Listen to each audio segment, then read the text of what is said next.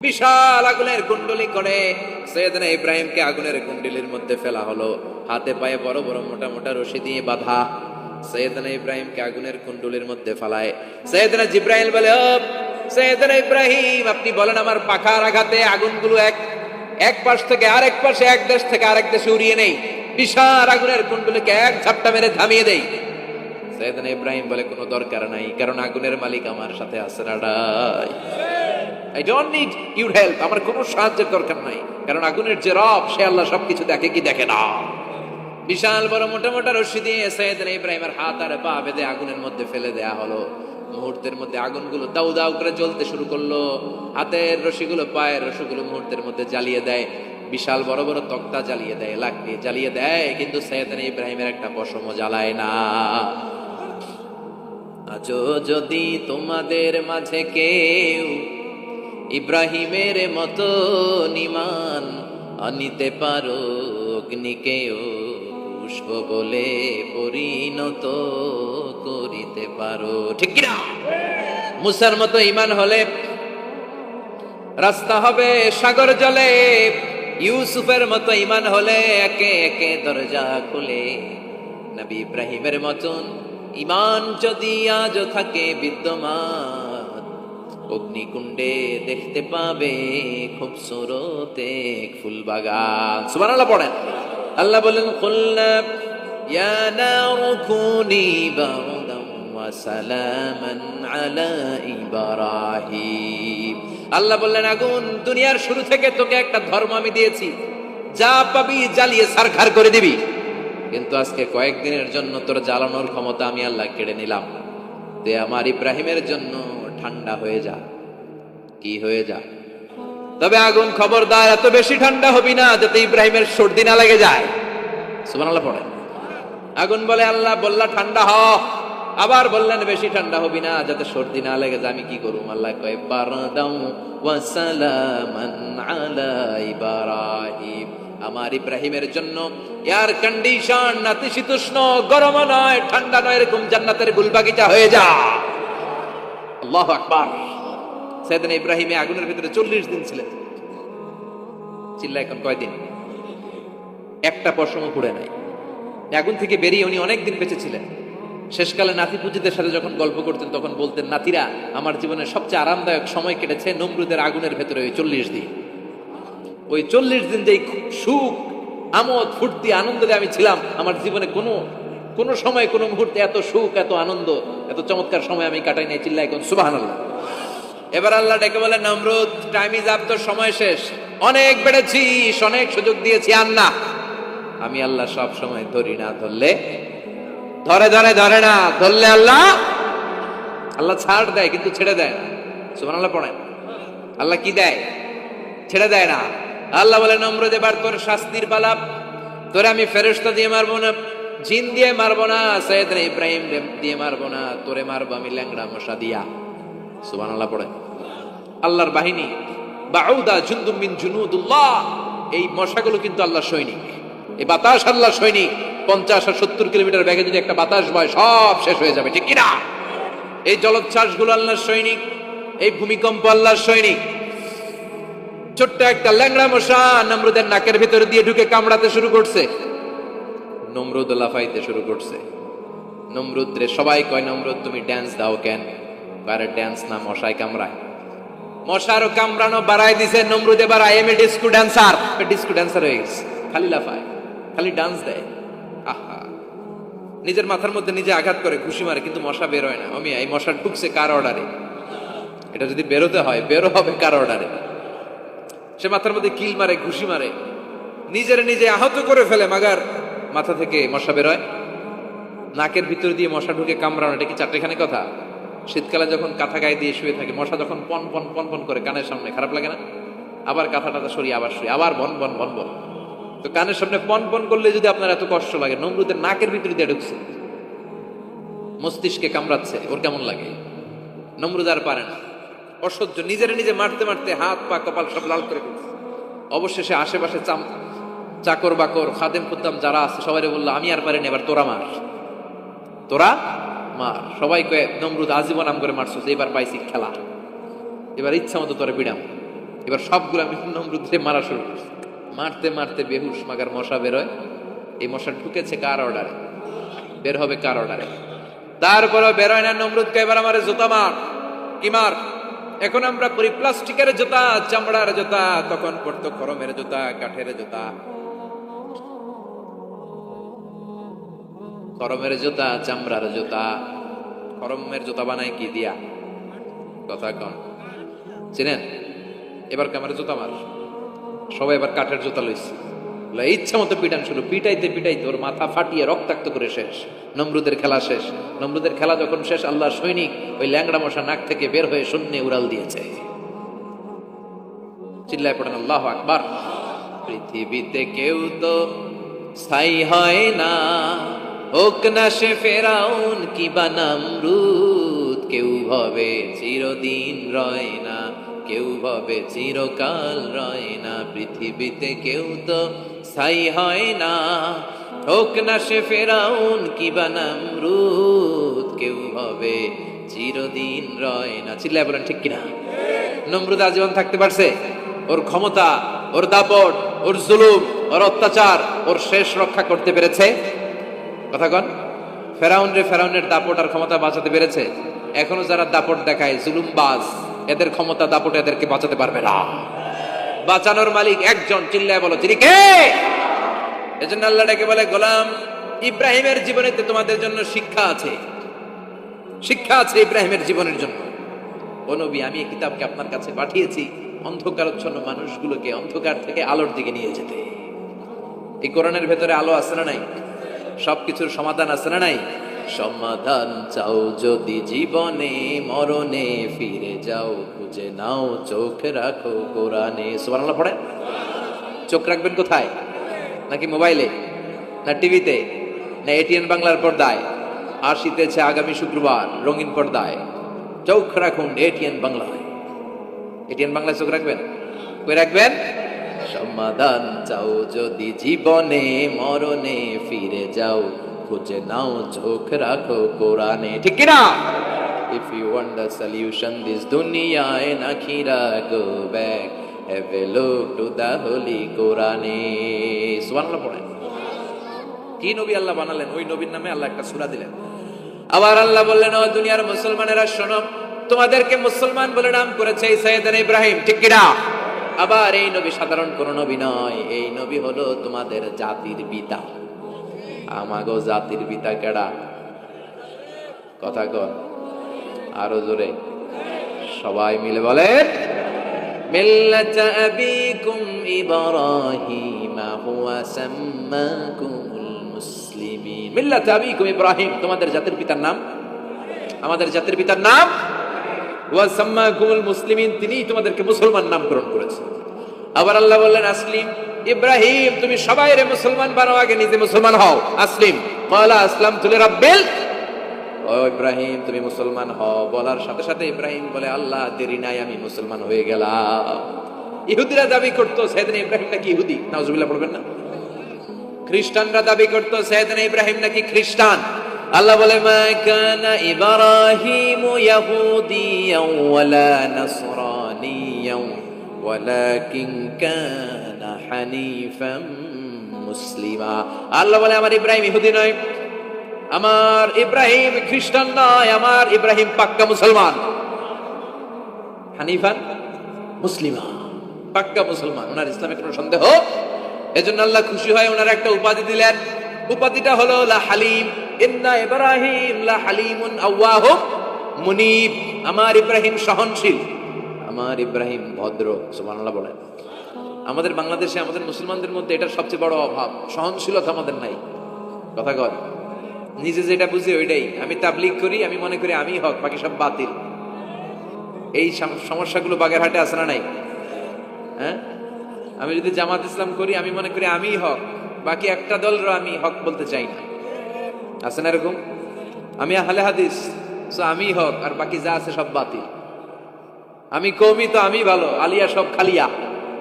কথা কর। আবার আমি আলিয়া, আমি ভালো, কওমিয়া সব শেষ। এই ঠেলাঠেলি দেশে আছে না নাই? এক ইসলাম, এক নবী, এক কোরআন, এর কোনো সহনশীলতা নেই। সে অন্য নেশাবে পড়ুক, সে অন্য মতদের সে হোক, সে তো আমার ভাই, সবচেয়ে বড় পরিচয় সেও মুসলিম আমিও মুসলিম। এই চিন্তাটুকু নাই। আল মুমিনুনা ইখওয়া, ব্রাদারহুড, ভ্রাতৃত্বের এই বন্ধনটা আমাদের মধ্যে নাই। আমরা একে অপরকে গালিগালাজ করতে দেরি করি না, একটু চিন্তা করি না। কাফের বলে ফতুয়া দিতেও দেরি করি না। কথা কন, ফতুয়া আছে না নাই? কয় তুই কাফের 10 কারণে, তুই কাফের 20 কারণে, তোর দাদা কাফের, তোর নানা কাফের, তোর পীর সাহেব হুজুর কাফের, আছে না নাই? তোর এই কাফের পীর সাহেব মারা গেলে এই পীর সাহেবের যে কবরে শোয়ানো হবে, ওই কবরের উপরে যে ঘাস উঠবে, ওই ঘাস যে গরু খাবে, ওই গরুর যে দুধ খাবে, ওইটাও কাফের, আছে না নাই? খালি ফতুয়াবাজি। আল্লাহ বললেন আমার ইব্রাহিম ফতুয়াবাজি করে নাই। ইন্না ইব্রাহিম লা হালিমুন আওয়াহুম মুনিব, আমার ইব্রাহিম ছিল সহনশীল, ভদ্র একজন নবী। চিৎকার করে বলতে হবে ঠিক কিনা? আবার আল্লাহ বললেন আমার ইব্রাহিমকে আমি খলিল উপাধি দিয়েছি। ইত্তাখাযাল্লাহু ইব্রাহিমা খলিলা। আল্লাহ বললেন গোটা বিশ্বের মধ্যে থেকে কাউরে আমি খলিল বলে গ্রহণ করি নাই, একমাত্র ইব্রাহিমকে ছাড়া। ইব্রাহিম আলাইহিস সালামকে ছাড়া কাউরে আল্লাহ খলিল বানাইছে? খলিল মানে বন্ধু, খলিল মানে, সবাই বলেন খলিল মানে। সাইয়েদনা ইব্রাহিমকে বানাইছেন খলিল, আর বিশ্বনবীকে বানাইছেন হাবিব। বিশ্বনবীর কি বানাইছে? আর সাইয়েদনা ইব্রাহিম খলিল। বাপ বেটা, একজন খলিল একজন হাবিব। বাপ কা বেটা সিপাহি কা ঘোড়া, কুছ না হতো থোড়া থোড়া, ঠিক কিনা? বাপ ভালো তার বেটা ভালো, তাই মা ভালো তার ঝি। গাই ভালো তার দুধ ভালো রে, দুধ ভালো তার ঘি। বাবা যদি ভালো হয় ছেলে ভালো, মা যদি ভালো হয় মেয়ে ভালো, গাই যদি ভালো হয় দুধ ভালো, দুধ ভালো তো ঘি ভালো। কথা বলেন? যেমন বাপ তেমন বেটা। বাবা হলেন খলিল, ছেলে হলো হাবিব। খলিল মানেও বন্ধু, হাবিব মানেও বন্ধু। খলিল মানে এমন বন্ধু যেই বন্ধু আল্লাহরে খুশি করার জন্য কাজ করে। কথা বুঝতে হবে। খলিল মানে এমন বন্ধু যেই বন্ধু আল্লাহরে খুশি করার জন্য কাজ করে। আর হাবিব মানে এমন বন্ধু যেই বন্ধুরে খুশি করার জন্য আল্লাহ নিজেই কাজ করে। কার দাম বেশি? হাবিবের দাম বেশি। সুবহানাল্লাহ কইবেন না? এই বাপ বেটার মধ্যে অনেক দিক দিয়ে মিল আছে না নাই? সাইয়েদনা ইব্রাহিম বাবা, বিশ্বনবী ওনার অধস্তন সন্তান। এই বাপ বেটার মধ্যে অনেক মহব্বত আছে না নাই? মিল আছে না নাই? আমি কোরআন হাদিস ঘেটে 60টা মিল পেয়েছি। কয়টা? সাইয়েদনা ইব্রাহিম আর বিশ্বনবীর মধ্যে 60টা মিল খুঁজে পাওয়া যায়। শুনবেন? হ্যাঁ, কষ্ট হচ্ছে না? 1 নাম্বার মিল হচ্ছে ফেস কাটিং এ মিল। সাইয়েদনা ইব্রাহিমের চেহারা যেমন ছিল, বিশ্বনবীর চেহারা প্রায় ওইরকমই ছিল। বিশ্বনবী যখন মেরাজ রজনীতে এক এক আকাশে এক এক নবীর সাথে দেখা করেছেন, দুনিয়ায় এসে সাহাবাদেরকে শোনাচ্ছিলেন এই নবী এমন, ওই নবী দেখতে এমন, এই নবীর চেহারা এমন, এরকম যখন বলছিলেন, সাইয়েদনা ইব্রাহিমের কথা যখন তিনি বলতে শুরু করলেন, উনি বললেন আম্মা ইব্রাহিম ফানজুরু ইলা সাহিবিকুম। আর সাইয়েদনা ইব্রাহিম দেখতে কেমন জানো? দেখতে চাইলে আমার দিকে তাকাও। তার মানে বিশ্বনবীর চেহারা যেমন ছিল, সাইয়েদনা ইব্রাহিমের চেহারা অনেকটা তেমন ছিল। এই চেহারার দিক দিয়ে ফেস কাটিং এ বাপ বেটার মধ্যে মিল আছে না নাই? 2 নাম্বার, এই কোরআনের ভেতরে রব্বুল আলামিন বিশ্বনবীর ক্ষেত্রে উসওয়ায়ে হাসানা ব্যবহার করেছেন, আবার সাইয়েদনা ইব্রাহিমের ক্ষেত্রে উসওয়ায়ে হাসানা ব্যবহার করেছেন। লাকাদ কানা লাকুম ফি রাসূলিল্লাহি উসওয়াতুন হাসানা, তোমাদের জন্য রাসূলের জীবনে উত্তম আদর্শ আছে না নাই? আল্লাহ রাসূলের ক্ষেত্রে আল্লাহ বলেন উসওয়ায়ে হাসানা, আবার সাইয়েদনা ইব্রাহিমের ক্ষেত্রেও বললেন উসওয়াতুন হাসানা ফি ইব্রাহিম, ইব্রাহিমের জীবনেও উসওয়ায়ে হাসানা আছে। উসওয়ায়ে হাসানা মানে নিদর্শন বা মডেল, আমাদের অনুকরণীয় ব্যক্তিত্ব। আমাদের অনুকরণীয় ব্যক্তিত্ব হচ্ছে নবীরা, কবিরা না। কথা কন, কবিরা আমাদের মডেল না নবীরা? নায়করা আমাদের মডেল না নবীরা? সালমান খান আমাদের মডেল নয়, শাহরুখ খান মডেল নয়, ঋত্বিক রোশন আমাদের মডেল নয়, কোন নায়ক নায়িকা গায়ক গায়িকা ডান্সার সেলিব্রিটি আমাদের মডেল নয়। আমাদের মডেল হচ্ছে বিশ্বনবী, আমাদের মডেল হচ্ছে সাইয়েদনা ইব্রাহিম। চিল্লায় বলেন ঠিক কিনা? এজন্য আল্লাহ এই কোরআনের মধ্যে দুজনের ক্ষেত্রেই বললেন উসওয়ায়ে হাসানা, দুইজনই উত্তম আদর্শ। কয়টা মিল পাইলেন? মনোযোগ নাই? মনোযোগ আছে না গেছে? 3 নাম্বার মিল, এই দুইজন নবী ছিলেন উলুল আজমি মিনার রাসূল। এই দুনিয়ায় যতগুলো নবী এসেছে তার মধ্যে 5 জন নবী ছিল শ্রেষ্ঠ। এই 5 জনের মধ্যে বাপ বেটা আছে না নাই? খেয়াল রাখবেন, উলুল আজমি মিনার রাসূল দৃঢ় প্রত্যয়ী নবী 5 জন। কারা? সাইয়েদনা নূহ, সাইয়েদনা ইব্রাহিম, সাইয়েদনা মূসা, সাইয়েদনা ঈসা, বিশ্বনবী মুহাম্মদ রাসূলুল্লাহ। এই পাঁচজন হচ্ছে উলুল আজমি মিনার রসুল। এই পাঁচজনের মধ্যে বাপ বেটা দুইজন আছে না নাই? এরপরে বাপ বেটার মধ্যে আরেক মিল হচ্ছে বিনাউল কাবা। বাপ বেটা দুইজনই কাবা বানিয়েছে, বিশ্বনবী বানিয়েছে ছোট্টবেলায়, সাইয়েদনা ইব্রাহিম বানিয়েছে বৃদ্ধ বয়সে, ঠিক কিনা? বানাইছে না? বিশ্বনবী বানাইছে যখন বয়স একেবারে কম, কোন বর্ণায় 8, কোন বর্ণায় 10 বছরের বাচ্চা, বড় না ছোট? কথা কম। এই ছোট্ট মুহাম্মদ সাল্লাল্লাহু আলাইহি ওয়াসাল্লাম তিনি পাথর কেটে কেটে, পাথর কাঁধে নিয়ে বহন করে করে কাবা ঘর নির্মাণ করেছে। ওনার সমবয়স্ক বন্ধুরা তারাও বিশ্বনবীর সাথে পাথর টেনেছে, কিন্তু সবগুলা টানছে লুঙ্গি খুললা। কেমনে? কথা কন। ছোট বাচ্চারা লুঙ্গি খুলে ফেলে না? সবাই লুঙ্গি খুলে লুঙ্গি ভাঁজ করে কাঁধের মধ্যে রেখেছে, এরপরে কাঁধের উপর পাথর নিয়ে পাথর টেনেছে যাতে কাঁধে ব্যথা না পায়। কিন্তু বিশ্বনবী তো লুঙ্গি খোলে না। সুবহানাল্লাহ পড়েন। বিশ্বনবীর লজ্জাস্থান কেউ দেখে নাই। হালিমাতুস সাদিয়া বিশ্বনবীর দুধমা, উনি বলেন, এই কোরাইশি মুহাম্মদকে আমি 5 বছর ঘরে রাখলাম, পাললাম। এই 5 বছরের জন্য এই ছোট্ট মুহাম্মদ একবারও কাঁদে নাই, ক্ষুধা লাগলেও কাঁদে না, ব্যথা পেলেও কাঁদে না, শুধু লজ্জাস্থানের জায়গা থেকে কাপড়টা একটু সরে গেলে চিৎকার দিয়ে ওঠে। কি নবী ছিলেন, কি লাজুক ছিলেন। আল হায়াউ শু'বাতুম মিনাল ঈমান, এই লজ্জা ঈমানের অঙ্গ। এখন আমাদের মধ্যে লজ্জা শরম নাই। নারীদের পোশাকের বেহাল দশা। মশারি কি পাতলা, এর চেয়েও পাতলা। কথা কন। আমার বোনেরা, এই হিজাব ছেড়ে দিয়েন না, নেকাব ছেড়ে দিয়েন না, ওড়নাগুলো ছেড়ে দিয়েন না। এগুলো আপনাদের সম্মান, এগুলো আপনাদের মর্যাদা। এই হিজাব আপনার অধিকার, হিজাব আপনার অহংকার, হিজাব আপনার আভিজাত্যের প্রতীক, হিজাব আপনার রুচির প্রতীক। আপনি কতটুকু রুচিশীল, আপনি কতটুকু ভদ্র, মার্জিত, ডিসেন্ট ম্যানারে আপনি চলেন, এটা প্রমাণ করে দিবে আপনার হিজাব, আপনার পর্দা। চিল্লা এখন ঠিক কিনা? যারা নারী অধিকারের কথা বলে এরা নারীদেরকে ঠকায়। যারা নারী আন্দোলনের কথা বলে এরা নারীকে বিজ্ঞাপনের পণ্য বানায়, এমনি বেশি মেরা থাকে, উলঙ্গ, নেকেড, এরকম নারীদের দেহকে প্রদর্শন করে। এরা নারীকে ভোগের পণ্য বানায়, বিজ্ঞাপনের সস্তা পণ্য করে, রূপালী পর্দায় উলঙ্গ করে উপস্থাপন করে, আর সুযোগ পেলে ধর্ষণে সেঞ্চুরি করে। এদের ঘরেই নারীরা বেশি নির্যাতিত। দেখবেন এদের ওয়াইফ নির্যাতিত হয় এদের দ্বারা, এদের ঘরের কাজের মেয়ে নির্যাতিত হয় এদের হাতে। কথা বলেন। ইসলাম যে নারীকে মর্যাদা দিয়েছে, গোটা বিশ্বের কেউ নারীকে এই মর্যাদা দিতে পেরেছে? বিশ্বনবী ছোটবেলায় কাবা ঘর নির্মাণে অংশগ্রহণ করেছেন। 10 বছর বয়সের মুহাম্মদ অন্যান্য সাথীদের সাথে পাথর টানে, সবাই লুঙ্গি খোলে কাঁধে রেখে, তারপরে পাথর টানে। বিশ্বনবী পাথর টানে লুঙ্গি না খোলে। সুবহানাল্লাহ। বিশ্বনবীর চাচা আবু তালেব বলে, এই ভাতিজা মুহাম্মদ করো কি? সবাই লুঙ্গি খুলছে, তুমিও খোলো। বিশ্বনবী কেন? আমি খুলুম না। বিশ্বনবী বলে, খুলবো না। আবু তালেব বিশ্বনবীর লুঙ্গির গোছা ধরে টান মারছে খোলার জন্য। টান মারার আগে বিশ্বনবী বেহুশ হয়ে জমিনে পড়ে যায়। ওনার সিক্রেট অর্গান, লজ্জাস্থান কেউ দেখে নাই। সুবহানাল্লাহ পড়বেন না? তার মানে উনি কাবা ঘর নির্মাণের কাজ করেছেন ছোটবেলায়, আর সাইয়েদনা ইব্রাহিম করেছেন বয়স্ক হয়ে। সুবহানাল্লাহ কইবেন না? এরপরে আরেকটা মিল হলো, বাপ বেটা দুজনে হিজরত করেছেন। বিশ্বনবীও হিজরত করেছেন, সাইয়েদনা ইব্রাহিমও। বিশ্বনবী হিজরত করেছেন মক্কা থেকে মদিনায়। সাইয়েদনা ইব্রাহিমের জন্ম হয়েছে ইরাকের বাবেল নগরীতে। তিনি বাবেল থেকে হিজরত করে ফিলিস্তিন, ফিলিস্তিন থেকে মিশর, মিশর থেকে সৌদি আরব, ওখান থেকে মক্কা থেকে আবার মিশর, আবার বাবেল। সুবহানাল্লাহ। গোটা বিশ্বের সব আল্লাহওয়ালাদের, ইসলাম প্রিয়দের, ইসলামের পক্ষের শক্তি যারা, তাদের একই নমুনা। নিজ ঘরে পরবাসী, নিজ এলাকায় পরবাসী। হকের কথা বলার কারণে নিজ এলাকায় তারা থাকতে পারে না, নিজ ঘরে ঘুমাতে পারে না, বাধ্য হয়ে অন্য জায়গায় গা ঢাকা দিয়ে চলতে হয়। চিল্লা এখন ঠিক কিনা? বিশ্বনবীর জীবনে যে ঘটনা, সাইয়েদনা ইব্রাহিমের জীবনে একই ঘটনা। হিজরত করেছে। আল্লাহ বলে, ওয়ালা তাহিনু ওয়ালা তাহজান, ভয় নাই, চিন্তা নাই, আনতুমুল আ'লাউনা ইন কুনতুম মুমিনিন, বিজয় তোমাদের হবেই যদি তোমরা মুমিন হও। যদি তোমরা, তবে ঈমানটা হতে হবে পাক্কা ঈমান। ঈমান ঈমানে পার্থক্য আছে না নাই? কথা কন।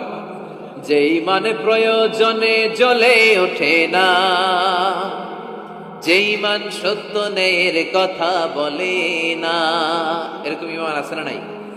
পাপ দেখবে, অন্যায় দেখবে, কোনো কথা কয় না।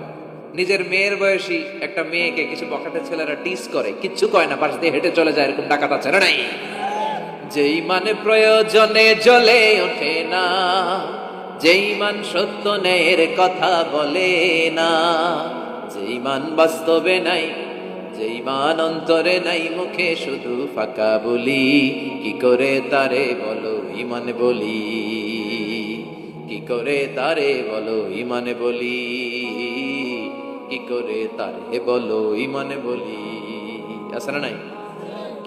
যে ঈমান দিন কায়েমের আন্দোলনের ধার ধারে না, যে ঈমান লেবাসধারী কোরআন হাদিস তাও পড়ে না, যে ঈমান খাজার নামে মাজার গড়ে ফুলুস কামায়, এলাকায় তো নাই না?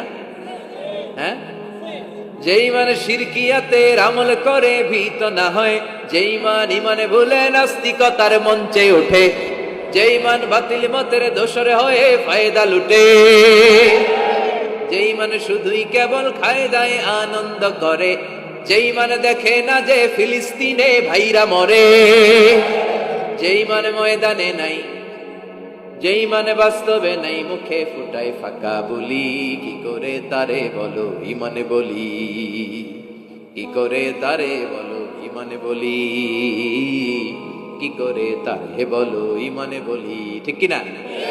ঈমান ঈমানে পার্থক্য আছে। আপনারও ঈমান, আর যারা এই ঈমান রক্ষার জন্য জানবাজি রেখে ইসলামের কথা বলে তার ঈমান ও ঈমান পার্থক্য আছে না? সাইয়েদনা ইব্রাহিম হিজরত করেছেন, বিশ্বনবীও হিজরত করতে বাধ্য হয়েছেন, কারণ হিজরতের দিক থেকে মিল আছে না নাই? এরপরে বিশ্বনবী মুসলিমের বর্ণনায় বলেন, ইন্নী হারামতুল মদিনা কামা হারামা ইব্রাহিম মক্কা, আমি হারাম করছি মদিনা, সাইয়েদনা ইব্রাহিম হারাম করছেন মক্কা। মক্কা মদিনা দুইটাই কিন্তু হারাম, জানেন? মক্কা মদিনার চারদিকে হুদুদুল হারাম আছে, হারামের বাউন্ডারি। এই জায়গায় মারামারি করা যায় না, কিলাকিলি ঘুষাঘুষি কিছু করা যাবে? হত্যাকারীও যদি এই হুদুদুল হারামের ভিতরে ঢুকে, সৌদি পুলিশ ওখানে ওরা অ্যাটাক করতে পারবে না, ওরা ছলে বলে কৌশলে হুদুদুল হারামের বাউন্ডারির বাইরে আনবে, এরপরে মাইস। কথা বোঝা নাই? এটার ভিতরে মারামারি নাই। তো এই হুদুদুল হারামের বাউন্ডারি বেঁধে দিয়েছেন মক্কায় সাইয়েদনা ইব্রাহিম, আর মদিনায় বেঁধেছেন বিশ্বনবী। বাব্বাটা মিল আছে না নাই? এরপরে আমরা প্রত্যেক নামাজের শেষ বৈঠকে এমন একটা দুরুদ পড়ি, ওই দুরুদের মধ্যে বাপ বেটা দুইজনের দোয়া আছে না নাই? এই দুরুদটারে সাইয়েদনা ইব্রাহিমের নামে ডেডিকেট করেছে কে? দুরুদটার নাম দুরুদে আমরা সবাই পড়ি, আল্লাহুম্মা সাল্লি আলা মুহাম্মাদ ওয়া আলা আলি মুহাম্মাদ কামা সাল্লাইতা আলা ইব্রাহিম ওয়া আলা আলি ইব্রাহিম ইন্নাকা হামিদুম মাজিদ। আমরা বলি, আল্লাহ সাইয়েদনা ইব্রাহিম আলাইহিস সালামের উপর, তার পরিবারের উপর যেমনি রহমত করেছেন, বিশ্ব নবীও তার পরিবারের উপর আপনি রহমত নাযিল করেন। এরপর পড়ি, আল্লাহুম্মা বারিক আলা মুহাম্মাদ ওয়া আলা আলি মুহাম্মাদ কামা বারাকতা আলা ওয়া আলা আলি ইব্রাহিম ইন্নাকা হামিদুম মাজিদ। সাইয়েদনা ইব্রাহিম তার পরিবারের উপর যেমন বরকত আপনি নাযিল করেছেন, বিশ্ব নবীও তার পরিবারের উপর এরকম বরকত নাযিল করে দেন। কয়টা মিল পাইছেন বাপ বেটার মধ্যে? আকাবা উপসাগরের তীরে বসে দাউদ আলাইহিস সালাম জাবুর কিতাব তেলাওয়াত করতেন। ওনার কণ্ঠের সুরের ঝংকার এত মধুর ছিল, সাগরের মাছগুলো প্রতি শনিবারে উনি আকাবা উপসাগরের পাশে যখন জাবুরের কিতাব তেলাওয়াত করতেন, সাগরের মাছগুলো সাগর রেখে দিয়ে ডাঙায় চলে আসতো। এজন্য আল্লাহ বললেন, খবরদার, শনিবার এলাকাতে মাছ শিকার করা আমি হারাম ঘোষণা করলাম। কিবার? এবার দাউদ আলাইহিস সালামের কওমের লোকেরা কৌশল করা আরম্ভ করে দিল। তারা বলল, আল্লাহ বলছে শনিবারে মাছ ধরা হারাম, খবরদার আমরা মাছ ধরবো না, তবে শনিবার আমরা বেড়া দিয়ে রাখবো। কি দিয়ে রাখবো? জাল দিয়ে বেড়ে দিয়ে রাখবো। শনিবারে ধরবো না, রবিবারে যাই ধরবো। খবরদার, শনিবারে ধরবি না, শনিবারে হারাম। হারাম করছে কে? মাছগুলো যখন তেলাওয়াত করতে আসতো, এরা জাল দিয়ে বেড়ে দিয়ে রাখতো চারদিকে, শনিবারে ধরতো না, কারণ হারাম। কারণ কি? বেড়ে দিয়ে রাখতো, রবিবারে যেয়ে ধরতো। আল্লাহ কি এটা বুঝাইছে? আল্লাহ বুঝাইছে শনিবারে যত মাছগুলো এসেছে এগুলো ধরা যাবে না, এগুলো যখন আবার সাগরের প্রবাহে ভেসে চলে যাবে, তোমরা আবার নৌকা নিয়ে মাছ শিকার করতে পারবে। ঠিক কিনা? ওরা কৌশল করে রবিবারে, শনিবারে আটকে রাখতো, এরকম বেরি দিয়ে জাল দিয়ে রবিবারে যেয়ে ধরতো। আল্লাহ বললেন, আও নালা আলাহুম কামা লাআন্না আসহাবাস সাব কুনু কিরাদাতান খাসিইন, আমার সাথে কৌশল করেছিস, তোদের উপর আমার লানাত, তোরা অভিশপ্ত বানর হয়ে যা। মুহূর্তে পুরো জাতিটাকে বানরে রূপান্তরিত করে দিল কে? এজন্য খবরদার, আল হিলাতু বিল হারামি হারাম, হারাম খাওয়ার জন্য যে কৌশল করে এটাকেও হারাম ঘোষণা দিয়েছে কে? আমাদের দেশে আরেকটা সিস্টেম আছে, হিলা বিয়ে আছে না নাই? হিল্লা বিয়ে কালিয়ারাতে মনে হয় নাই না? এলাকাতে আছে, ভয়ঙ্কর। আর তালাক আল বাইন আল বাইনুনা যখন হয়ে যায় কমপ্লিটলি ডিভোর্স, কোনো সম্পর্ক নাই, তখন ওই স্ত্রীকে যদি আবার ফিরে আনতে হয়, ইসলামের নিয়ম হচ্ছে আরেক জায়গায় হাত্তা তানকিহা যাওজান গায়রা, আরেক জায়গায় বিয়ে হবে, নর্মাল প্রসেসে কোনো কারণে তাদের ডিভোর্স হবে, তখন আগের স্বামী স্ত্রীকে আনতে পারে। এটার অনেকে কৌশল করে, বিয়ের পরে একজন বুড়া মানুষের সাথে বিয়ে দেয়, সামান্য কিছু টাকা পয়সা দিয়ে এক দুই দিন সংসার করাইয়া ডিভোর্স নিয়ে আবার বিয়ে করায়। এরকম আছে না নাই? লাআনা রাসূলুল্লাহি আল মুহাল্লিল ওয়াল মুহাল্লিল্লাহ। সুনানে তিরমিজির বর্ণনা, আল্লাহর হাবিব সাল্লাল্লাহু আলাইহি ওয়াসাল্লাম বললেন, যারা হিলা করে, যারা হিলা করায়, উভয়ের উপর আল্লাহ লানা। এগুলোর সাথে আমাদের কোনো সম্পর্ক আছে? এজন্য আমরা হারাম খাবো না, হারাম ঘুরে খাওয়ার জন্য কৌশলও করা যাবে। এরপরে 8 নম্বর মূলনীতি হলো কাসবুল হালাল শারতুন লিকাবুলিদ দুআ। আমরা বলি হুজুর আমার দোয়া কবুল হয় না, কিন্তু দোয়া কবুলের সবচাইতে বড় শর্ত হলো হালাল ইনকাম, ঠিক কি না? হালাল উপার্জন ছাড়া যদি দোয়া করেন কবুল হবে? হারাম কিছু খেয়ে যদি আপনার দেহটারে বর্ধনশীল করেন, এই দেহ জান্নাতে ঢুকবে? লা ইয়াদখুলুল জান্নাতা জাসাদুন গুযিয়া বিল হারাম। হারাম দিয়ে বর্ধিষ্ণু যে দেহ, এই দেহ কোনোদিন আল্লাহর জান্নাতে ঢুকবে না। চিল্লায় বলেন ঠিক কি না? ইন্নাল্লাহা তাইয়্যিব লা ইয়াকবালু ইল্লা তাইয়্যিবা। আল্লাহ পবিত্র, আল্লাহ পবিত্র ছাড়া কোনো কিছু গ্রহণ করে না। এক লোক কাবার চারদিকে কাঁদতে কাঁদতে বেহুশ, ইয়া রাব ইয়া রাব ইয়া রাব বলে বলে কাঁদতেছে। সাহাবারা দেখে বললাম, সর্বনাশ, আজকের দিনের সব সওয়াব তো এই লোক নিয়ে যাবে, তার চেয়ে বেশি সওয়াব তো কেউই কামাই করতে পারলো না। আল্লাহর হাবিব সাল্লাল্লাহু আলাইহি ওয়াসাল্লাম বললেন, ওয়া মাতআমুহু হারাম, ও যা খায় ওটা হারাম খায়। ওয়া মালবাসুহু হারাম, ও যা পরে হারাম টাকা দিয়ে কেনা ড্রেস আপ। ওয়া গুদিয়া বিল হারাম, ওর দেহটা বড় হয়েছে, বর্ধিষ্ণু হয়েছে হারাম খেয়ে। ফা আন্না ইউস্তাজাবু লাহু, কেন আল্লাহ তার দোয়া কবুল করবে? কঠিন কালো তার দোয়া আল্লাহর আরশে পৌঁছবে না। চিল্লায় বলেন ঠিক কি না? এজন্য দোয়া যদি আল্লাহর কাছে মাকবুল করতে চান, আপনার দোয়া যদি আল্লাহর আরশ পর্যন্ত পৌঁছাতে চান, হালাল খাওয়ার দরকার আছে না নাই? জিহাদের ময়দানে এক সাহাবা সর্বপ্রথম তীর মেরেছেন, নাম কি জানেন?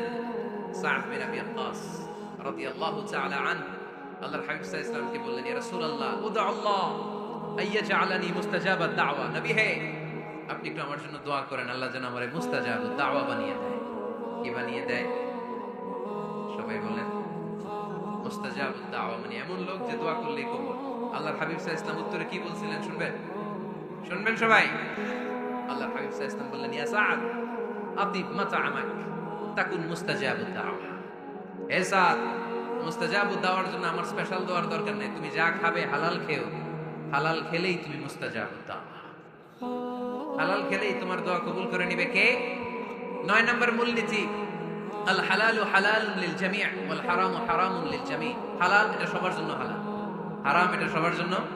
আওয়াজ করে উত্তর দিতে হবে। ঘুষ খাওয়া হালাল না হারাম? মিথ্যা বলা এটা আপনার জন্য হারাম, আমার জন্য হারাম না? না, আপনার জন্য হারাম, আমার জন্য। হিংসা করা হালাল না হারাম? এই হিংসা যদি আমার নানা ভাই করে হালাল না হারাম? আমি যদি করি, বাইতুল মুকাররমের ইমাম যদি করে, শুধু কাবা ঘরের ইমাম সাহেব হিংসা করতে পারবে? হ্যাঁ পারবে? হালাল সবার জন্য হালাল, হারাম সবার জন্য হারাম। বলেন তো, বুঝে শুনে উত্তর দিয়ে। প্যান্ট শার্ট পরা হালাল না হারাম? কথা কর আরো জোরে। 2 দল নাকি 1 দল? সবাই বলেন হালাল না হারাম?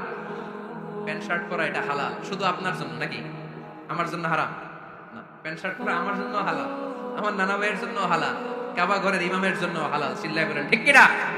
আল হালালু হালালুন লিল জামি' ওয়াল হারামু হারামুন লিল জামি'। কিন্তু আমরা প্যান্ট শার্ট পরি না।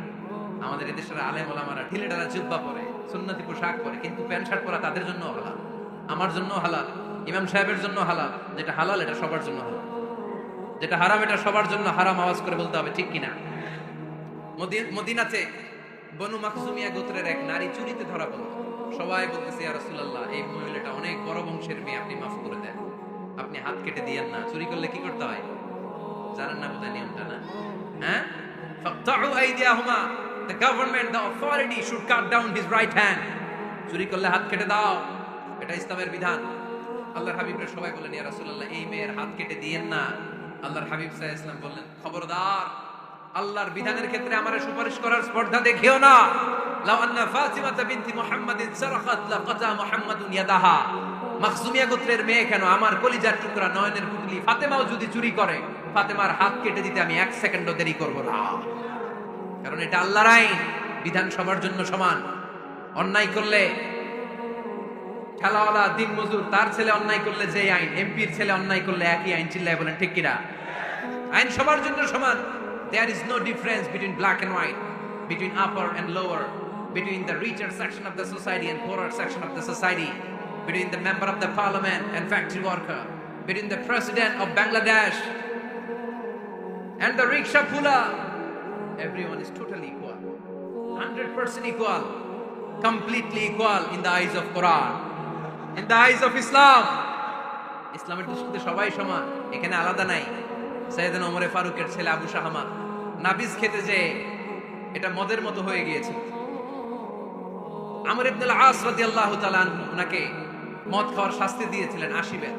ফিরে যখন আসলো ওমরে ফারুক বললেন, না তুমি আমার ছেলে, কেন খাইলা? এজন্য আমার পক্ষ থেকে আরো 80 বার। আইন সবার জন্য সমান, চিল্লায় বলেন ঠিক কিনা?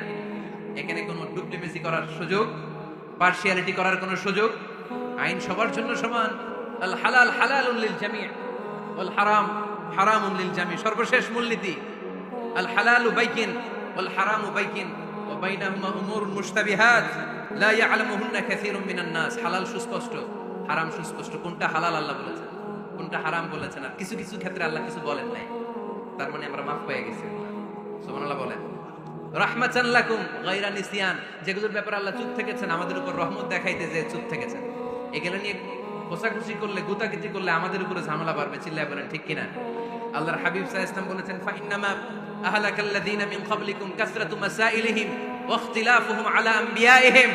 আমার আগে যত উম্মাত ধ্বংস হয়েছে, দুইটা কারণে সবচেয়ে বেশি ধ্বংস হয়েছে। নাম্বার 1 কাসরাতু মাসাইলিহিম, বেশি প্রশ্ন করার কারণে। কি করার কারণে? জানার জন্য প্রশ্ন, ঠেকানোর জন্য প্রশ্ন, ফিতনা বাজানোর জন্য আমাদের প্রশ্ন আছে না নাই? না, প্রশ্ন করবেন শুধু জানার জন্য। ধ্বংস হওয়ার 2 নাম্বার কারণ ফা ইন্নামা আহলাকাল্লাযীনা মিন ক্বাবলিকুম কাসরাতু মাসাইলিহিম ওয়া ইখতিলাফুহুম আলা আমবিয়াইহিম। নবীদের ব্যাপারে ইখতিলাফ করেছে তারা। আমাদের সমাজে ইখতিলাফ আছে না নাই? দলাদলি আছে না নাই? এই দলাদলি করা যাবে? দলাদলি করা যাবে? আমরা দলাদলি চাই না ঐক্য চাই? এই আপনাদের গলার আওয়াজ, আওয়াজ করে বলেন, দলাদলি চাই নাকি ঐক্য চাই?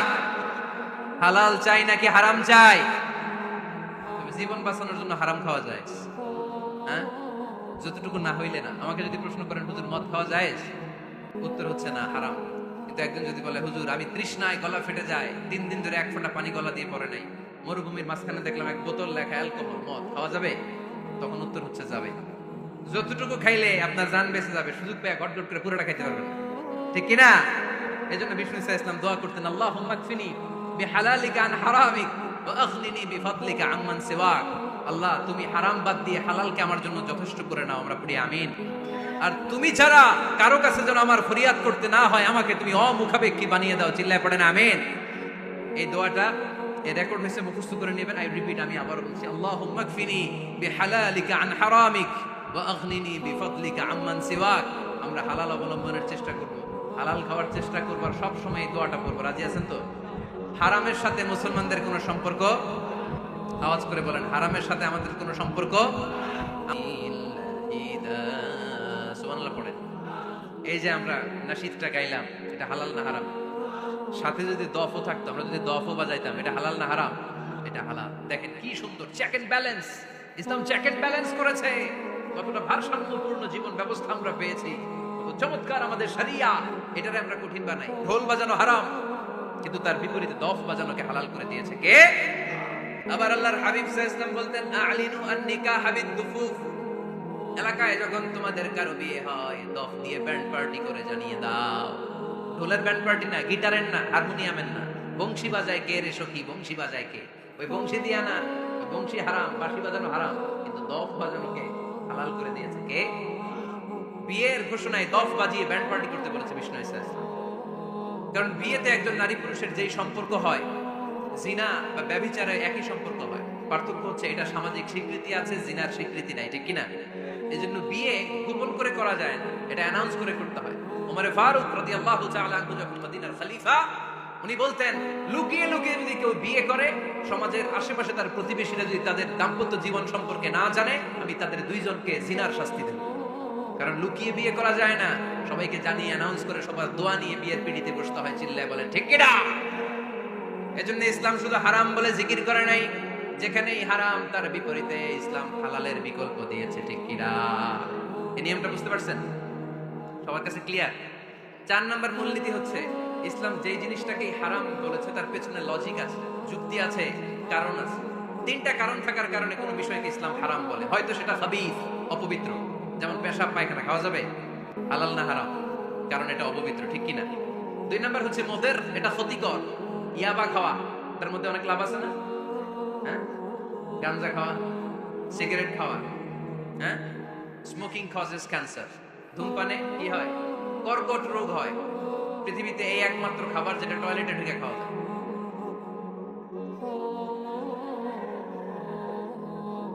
সিগারেট ছাড়া, এটা ছাড়া, এটা কোন খাবার টয়লেটে বসে খাওয়া যায়?